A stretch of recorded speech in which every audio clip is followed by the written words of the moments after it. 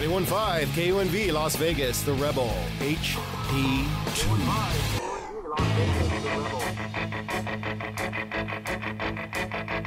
It's astounding. Time is fleeting. Madness takes its toll. But listen closely. Not for very much longer. I've got to keep control.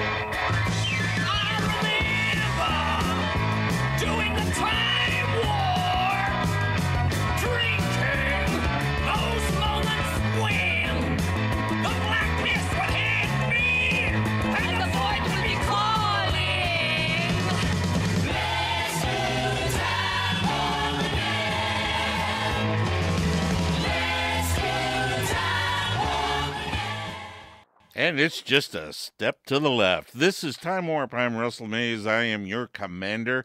It's top of the hour, 12, actually 2 minutes after the hour, and a welcome to a Sunday afternoon. It's going to be a warm one out there today. About 108 they're calling for currently. Also, we're heading into the last week of June, so next weekend, I guess a lot of you folks will be having an extra day off. Probably Friday is the day off, so a long weekend coming up, 4-day week. What are we going to do to kick off this Sunday afternoon is going to be the Eagles with Hotel California.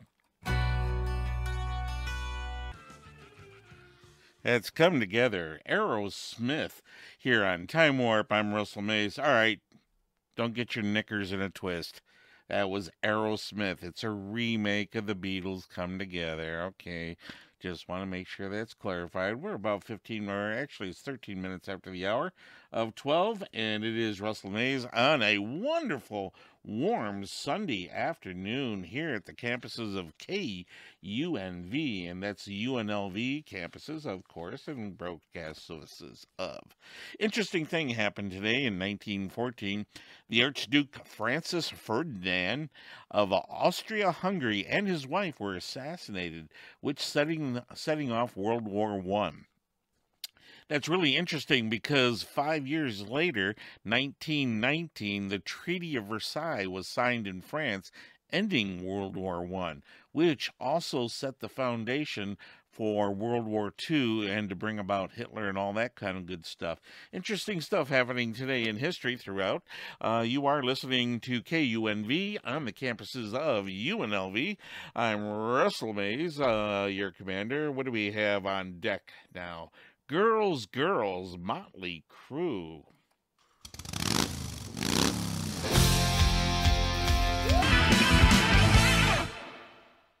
KUNV Time Warp.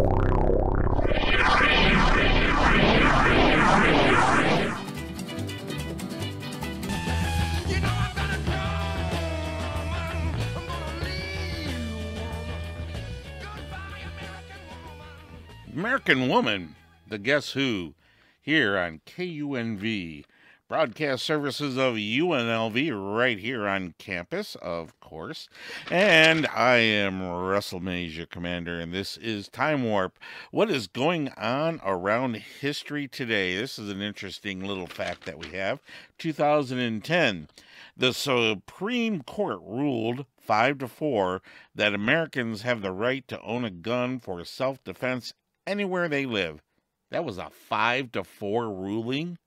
Isn't that constitutional, the Second Amendment type thing? Oh, well. Let's get right into it. We have a few birthdays happening today. John Cusack turns 49. Happy birthday, Johnny Boy. And Mel Brooks, he is 89 years old today. Wow. That's pretty amazing. Leon Panetta, former defense secretary, is 77. Kathy Bates is 67. John Elway, Football Hall of Famer, very good, is 55 years old as of today. Let's see. Mary Stuart Matheson, actress, 49. Jessica Hesh, I believe that's how you pronounce your last name, is 50. And Kelly Pickler, Country singer, American Idol, turns 29 today. Happy birthday to one and all. I don't have a birthday coming up for a long time, but if you have a birthday out there, and a very happy birthday to you too. Make sure we turn our attentions to Judas Priest, Breaking the Law, KUNV.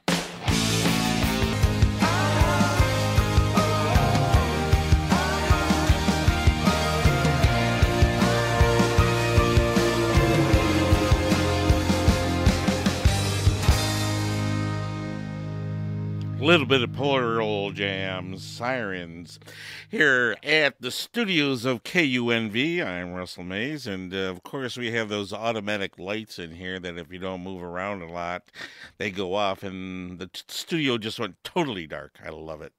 What's happening in the world of the news? I'm not going to read a lot of the news because it hurts. But I found an interesting story here. It says audio overkill. Some question benefits of high res music, which is like HD TV, that kind of stuff, but for the music. And what's going on is a brief overview of the article here in Los Angeles from the AP.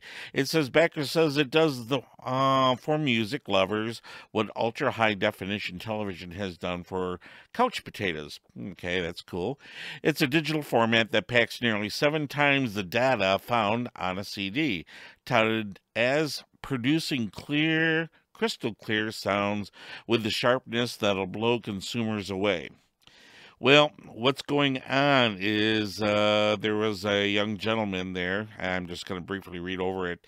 They're supposed to be putting about 192 kilohertz or 24 bits technical space for this high definition. He found out that a CD does 16 bits, and they're selling the high definition for like $17, and the CD goes for about $7 to $9.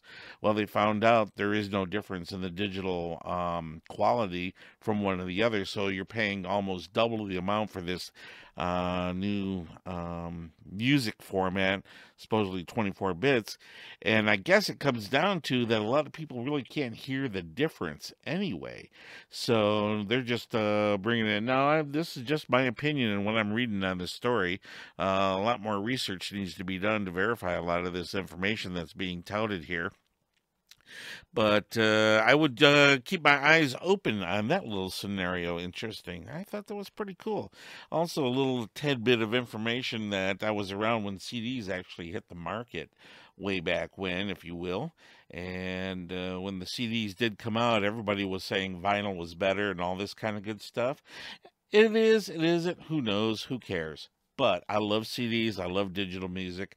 I just think it's a lot better. That's my taste.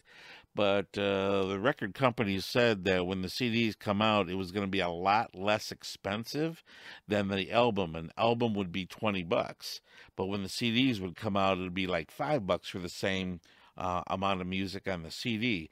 Well, that didn't happen. They found out that they could sell the CDs for exactly the same amount of money as they could for the albums.